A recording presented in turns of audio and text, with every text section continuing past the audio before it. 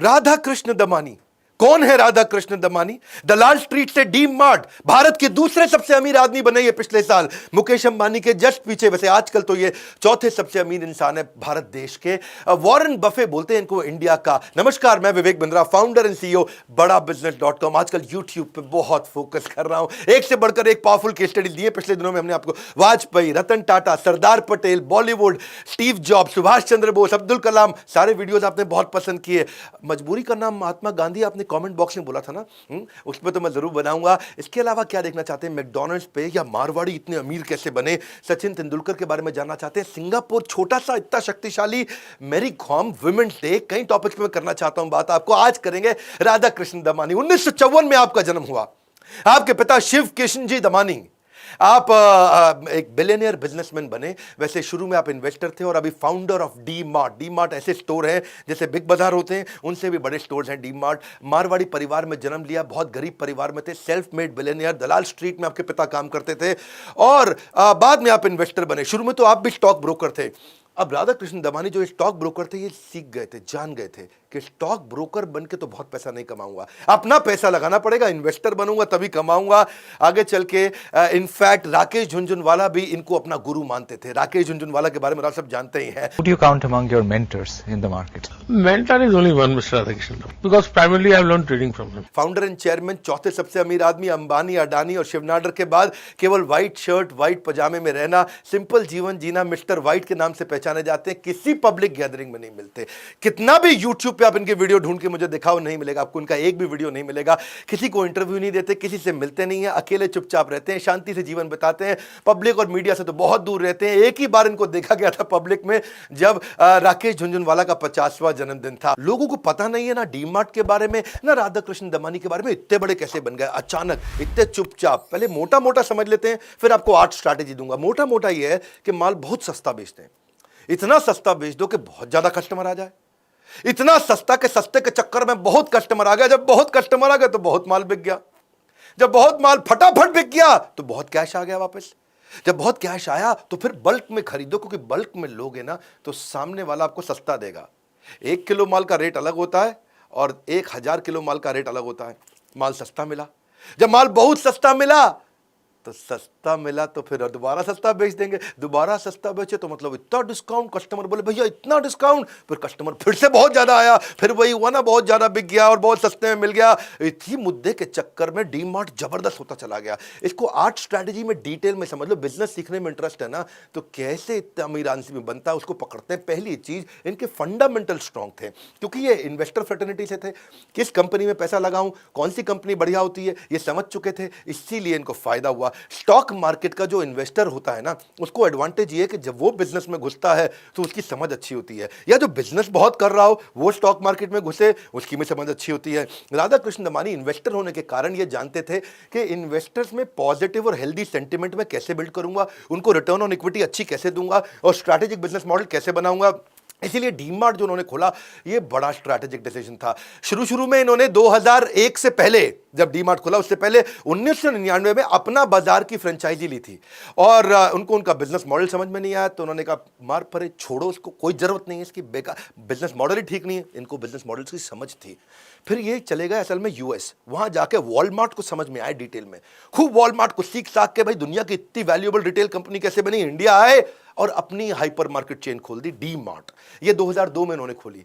2002 से 2010 तक केवल 25 स्टोर और आज 200 स्टोर। ये अचानक कैसे हुआ, बाद में इतना तेज ग्रोथ कैसे लिया? 2017 में ये आईपीओ भी लेकर के आया, 1870 करोड़ का आईपीओ। इतना बड़ा हिट हुआ कि 114% का प्रीमियम मिल गया और आज की डेट में तो 2 लाख करोड़ का इनका मार्केट कैप हो चुका है। फंडामेंटल जो सीखे ना, वहीं से सारी बातें। पहली बात है, धंधे का फंडामेंटल सीखो। आपको भी सीखना है, आप हमारे बोर्डलाइन नंबर पर फोन करो, हम फंडामेंटल इतना मजबूत सिखा देते हैं कि बिजनेस में आप फेलियर प्रूफ बिजनेस बिल्ड करते हो।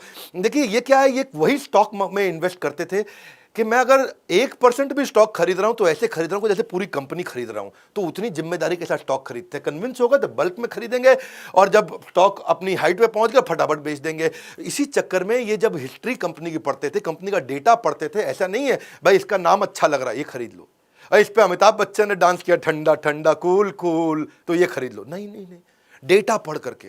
उसी वही सब डेटा को उन्होंने अपनी कंपनी में डाला। भाई पीई रेशियो अच्छा होना चाहिए, पूरी एंटरप्राइज वैल्यू की इबिट्टा के साथ कंपैरिजन, या नेट मार्जिन, या रिटर्न ऑन कैपिटल एम्प्लॉयड, या ईयर ऑन ईयर ग्रोथ कैसी हो रही है, क्वार्टरली फाइनेंशियल रेशियो कैसे, ये सब चीज़ें सीख जाता है। जब आदमी फंडामेंटल सीखता है तो कंपनी की वैल्यू को करेक्टली समझ पाता है। और इसीलिए ये क्वालिटी स्टॉक को सस्ते में खरीदते थे। एक टाइम पे तो एचडीएफसी के भी ये सबसे बड़े शेयर होल्डर बन गए थे। हर्षद मेहता की तो आजकल आपने बहुत सीरीज देखी होगी।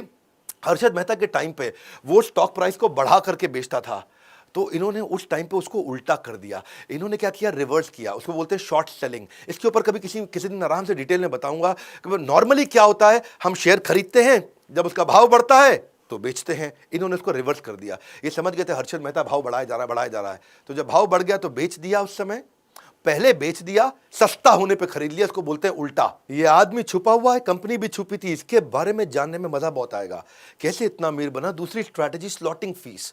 आसान करके समझाता हूं आपको। स्लॉटिंग फीस मतलब एक स्लॉट कोई आकर के जैसे समझो कोई मैन्युफैक्चरर साबुन बनाता है, वो बोलता है भैया डीमार्ट मेरा साबुन बेच दो अपनी दुकान पे। डीमार्ट कहता है तेरा साबुन बेचना है, मुझको बेच दूंगा।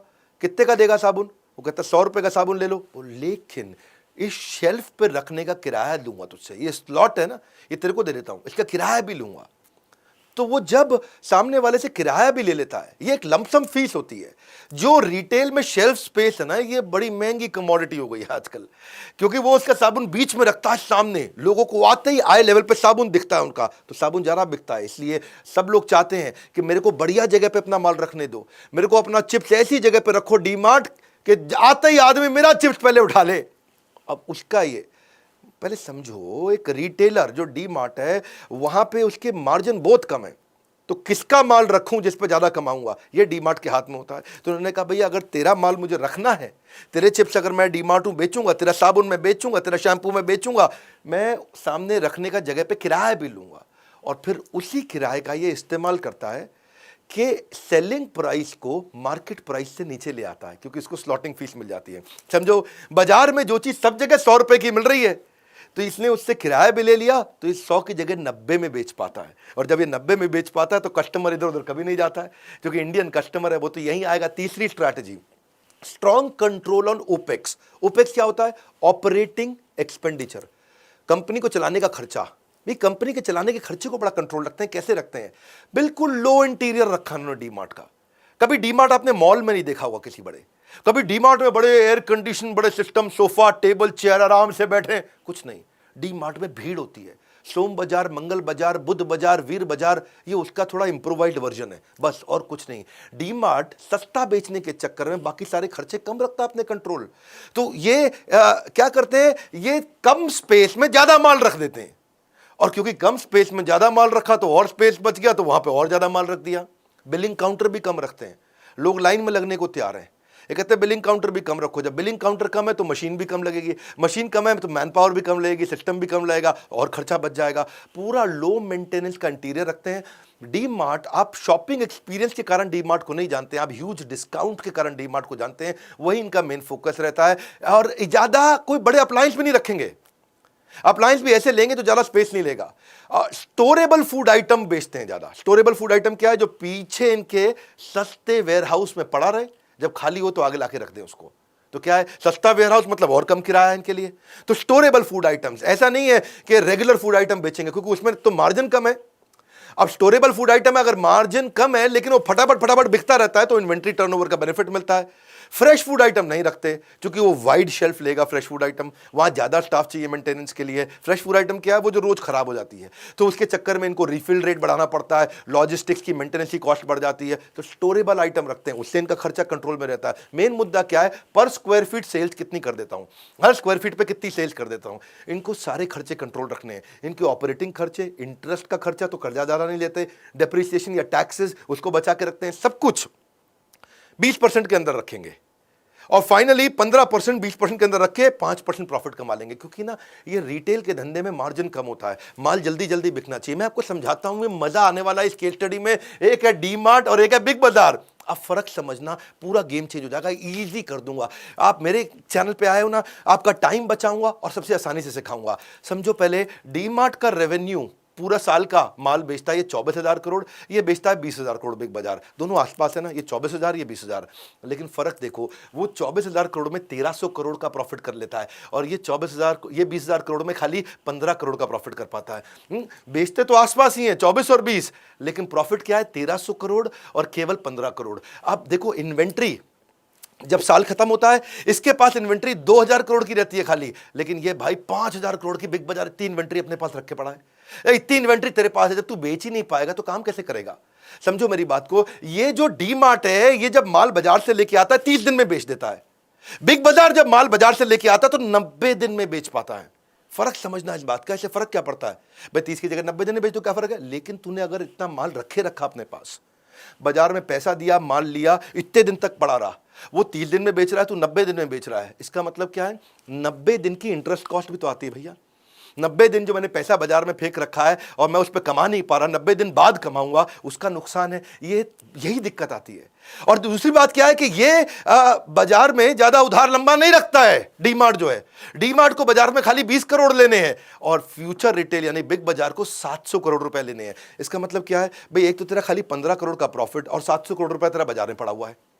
15 करोड़ तेरी जेब में है, 700 करोड़ तेरा बाजार में फैला हुआ, तो पैसा ही नहीं उठा पा रहा अपने बाजार से। और ट्रेड पेबल को समझो आप, इजी करता हूं, बहुत मजा आएगा आपको। ट्रेड पेबल क्या है कि डी मार्ट 1300 करोड़ के प्रॉफिट में खाली 400 करोड़ बाजार में देना है, इसको देना है, ये जल्दी जल्दी दे देता है। लेकिन वहां बिग बाजार प्रॉफिट है 15 करोड़ का और बाजार में इसने 5,500 करोड़ देना है। प्रॉफिट है 15 करोड़ का, बाजार में 5,500 करोड़ अभी देना है। ये फर्क समझिए कि मेरी जेब में पैसा है नहीं, दूंगा कैसे लोगों को? जब पैसा ही 15 है और 5,500 देना है, कहां से दूंगा? इसका मतलब बिग बाजार पे हमेशा कैश कम रहता है, इसलिए उसको लोन लेना पड़ता है, इसीलिए उसकी इंटरेस्ट कॉस्ट ज्यादा होती है। और जब ये बाजार को टाइम से देगा ही नहीं पैसा, तो बाजार भी इसको सस्ता माल नहीं देगा। अरे बिग बाजार को माल मत दो भैया, डी मार्ट को दे दो, पैसे टाइम से आ जाते हैं। यही चक्कर है कि जब ये 2017 में थे ना, 2017 में इसका 600 रुपए का शेयर था, आज 4 साल के बाद 3,000 रुपए का हो गया। और उसका 2017 में 250 रुपए का शेयर था अपने बिग बाजार का, आज 75 रुपया रह गया। ये फंडामेंटल्स जानते थे राधा कृष्ण दमानी, क्योंकि ये इन्वेस्टर थे, फंडामेंटल जानते थे। 600 रुपए से शेयर मार्केट में अपने प्राइस को जब 3,000 तक पहुंचाया तो इन्वेस्टर को 5 गुना का फायदा हुआ। और ये 250 से गिर के आज 75 रह गया, यानी केवल 1/3 रह गया। यही कारण है कि इसका मार्केट कैप बढ़ा। आज ये इतने अमीर कैसे बने? आपके मन में आता होगा ना भाई, इतने अमीर कैसे बने, इतने अमीर कैसे बने? कंपनी की वैल्यू बढ़ गई। इनकी कंपनी बन गई 2 लाख करोड़ की, क्योंकि फंडामेंटल अच्छे थे। इनकी कंपनी रह गई खाली 4,000 करोड़ की। 4,000 करोड़ और 2 लाख करोड़ बहुत फर्क है ना? ये फंडामेंटल जब अच्छे रखोगे ना, जब आप फंडामेंटल सीख जाओगे बिजनेस के, तो फेलियर प्रूफ बन जाएगा। रियल बिजनेस किया राधा कृष्ण दमानी ने, है जी। इनके इतने गरीब थे, मुंबई में एक कमरे से निकले थे और आज भारत के दूसरे या चौथे, कभी दूसरे कभी चौथे, आजकल चौथे नंबर पे चल रहे हैं, चौथे सबसे अमीर आदमी हैं। आप फंडामेंटल सीखो, हम आपको सिखाते हैं ना, working capital, finance for non financial, execution कैसे करते हैं, ऑपरेशंस कैसे बिल्ड होगा, ईआरपी की टेक्नोलॉजी, $0 मार्केटिंग, बिजनेस ऑटोमेट कैसे होगा, स्टार्टअप कैसे शुरू करते हैं, fund raise, how to sell, human resource, e commerce, business के बारे में सब कुछ सिखाना, आसान भाषा में, Hindi videos, customer service, hand holding support, passive income, export import, customer relationship management, debt management, stock market, ये सारे कोर्सेज हम आपको सिखाते हैं जिससे आप ग्रोथ लेते हैं। चलो वापस आते हैं डी मार्ट पे फिर से। चौथा स्ट्रैटेजी क्या है? Partner with the partner. Partner के साथ पार्टनरशिप पूरी निभा लो ताकि परचेज प्राइस हमेशा ही कम रहे। देखो 2 तरह के डिस्काउंट लेते हैं। तू तेल साबुन शैंपू बेचता है, मैं डी मार्ट में तेरा सारा माल बेच दूंगा, लेकिन मेरे को 2 डिस्काउंट चाहिए। पहला डिस्काउंट क्या? तुझे पैसा जल्दी दूंगा इसलिए मुझे कैश डिस्काउंट दे दे। दूसरों से सस्ता माल चाहिए मुझको, दूसरे लोग कब पेमेंट देंगे, मैं अभी दे रहा हूं, कैश डिस्काउंट दे। और दूसरा है वॉल्यूम डिस्काउंट। वॉल्यूम डिस्काउंट क्या है? मैं ज्यादा माल खरीदता हूं इसलिए मैं ज्यादा डिस्काउंट लूंगा, है जी। बताया था ना अभी आपको, 1 किलो का रेट अलग है, 1,000 किलो का रेट अलग होता है। बेसिकली फर्क क्या है? जो डी मार्ट का क्रेडिट साइकिल है, उस डी मार्ट 7 दिन के अंदर अपने सप्लायर को पैसा दे देता है। अगर उससे आज सोमवार को मैंने सामान लिया, तुम्हारा तेल साबुन शैंपू, अगले सोमवार तक पैसा ले जाओ। कुछ 1 हफ्ता कुछ भी नहीं होता। जबकि बाकी लोग सारे के सारे, रिलायंस जैसे लोग, ये 30 दिन में पैसा वापस करते हैं। और दूसरी तरफ आप बिग बाजार को देखो, 90 दिन तक पैसा लटका के रखता है सामने वाले का। अब जितना भी मैन्युफैक्चरर है वो सब क्या कहता है? अरे इसको दे दो भैया डी मार्ट को, पैसा तो सुरक्षित है, फटाफट वापस आता है। और ये कैश डिस्काउंट ले लिया इन्होंने, और इससे इनकी फिर प्राइस और कम हो जाता है। प्राइस और कम होता है। मेन मुद्दा क्या है?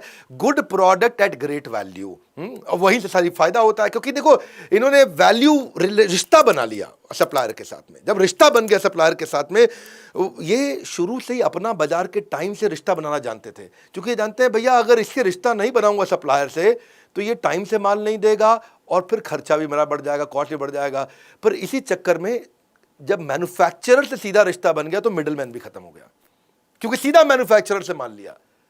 अब जब सीधा मैन्युफैक्चरर से माल लिया तो डिस्ट्रीब्यूटर की कॉस्ट भी बच गई, होलसेलर की कॉस्ट भी बच गई, सीधा मैन्युफैक्चरर से रिटेलर, दोनों कॉस्ट बचने से मैन्युफैक्चरर को भी तो फायदा है। उसको अब होलसेलर को कमीशन नहीं देना, डिस्ट्रीब्यूटर को कमीशन नहीं देना, उसको भी फायदा हो गया।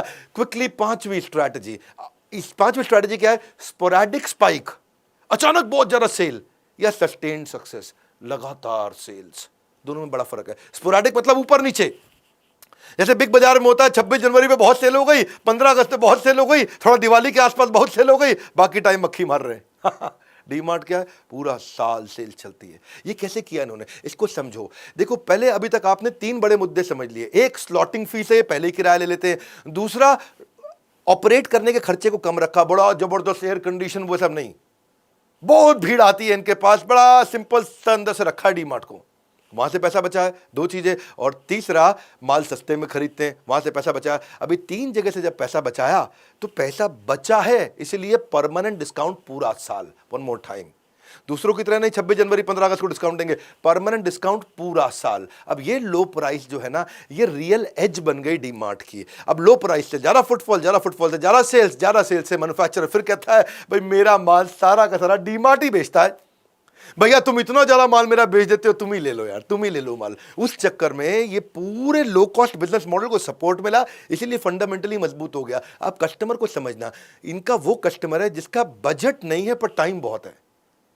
वो कहते हैं डीमार्ट में भीड़ ज्यादा है, मुझे कोई दिक्कत नहीं है, लाइन में लगना पड़ता है, मुझे कोई दिक्कत नहीं, माल तो सस्ता मिलता है ना। अब 30, 40, 50, 60, 70 हजार रुपये महीना कमाने वाले आदमी के पास टाइम होता है, संडे को पूरी छुट्टी मिलती है, पूरा टाइम लगाने को तैयार है। लेकिन जिसका बजट ज्यादा है लेकिन टाइम बिल्कुल नहीं है, वो शॉपर स्टॉप पे जाता है। तो ये कस्टमर को पहचान गए थे।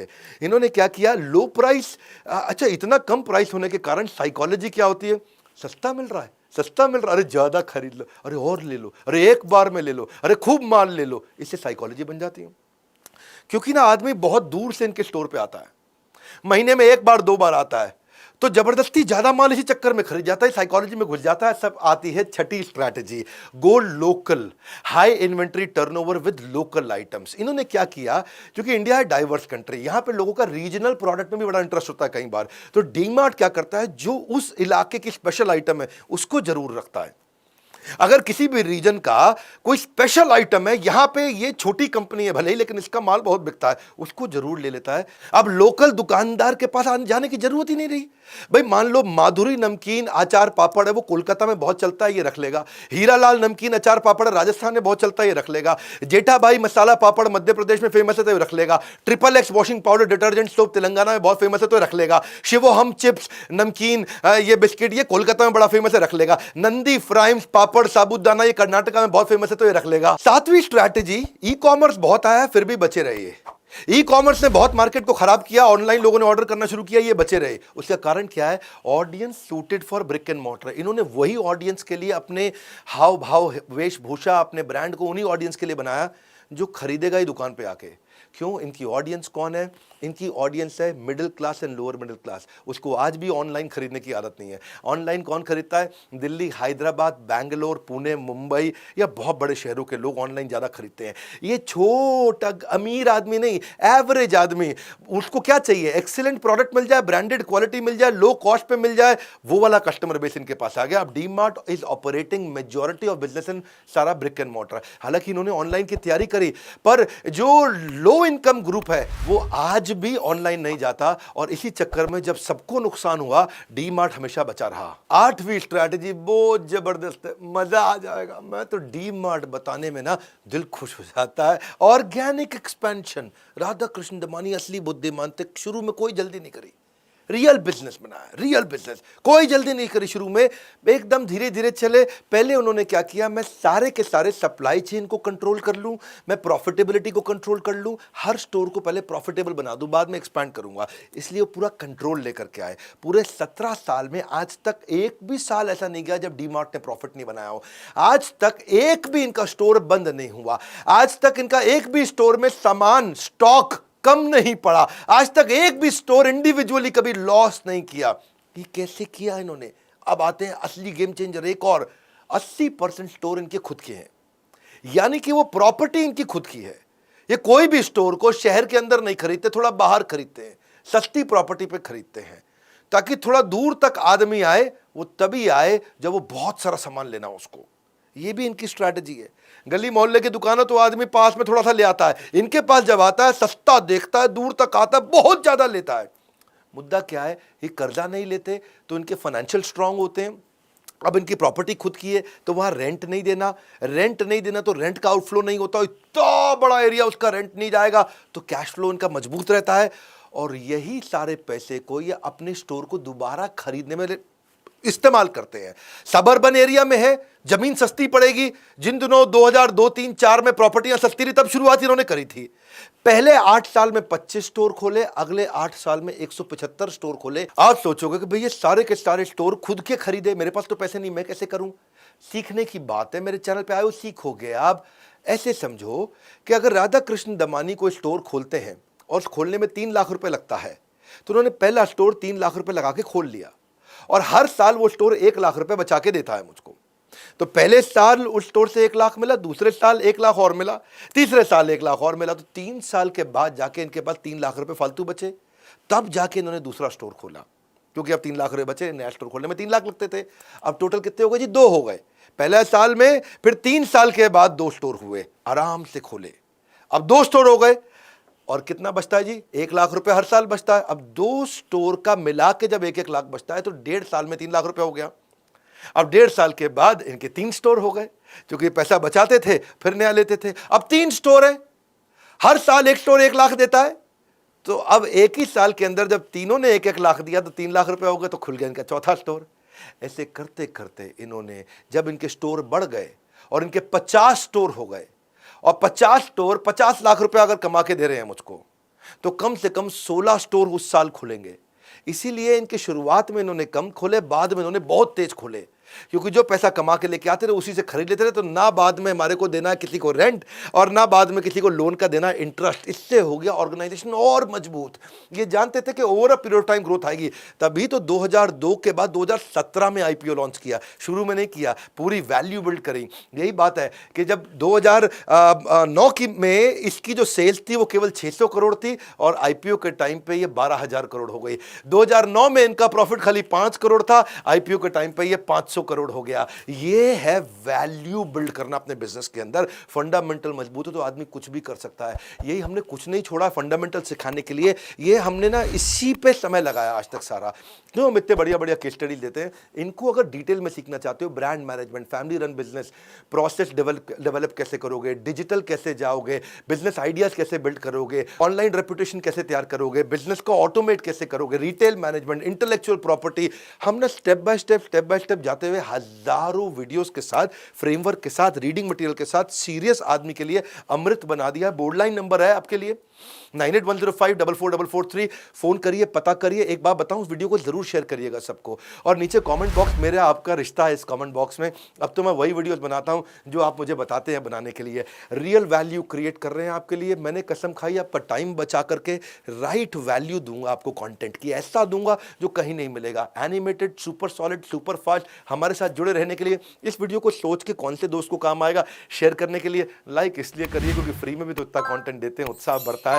अगर नए आए जरूर सब्सक्राइब करिए। हमारे साथ जुड़े रहने के लिए आप सबका हृदय की गहराइयों से प्रेम पूर्वक मुस्कुराहट से धन्यवाद।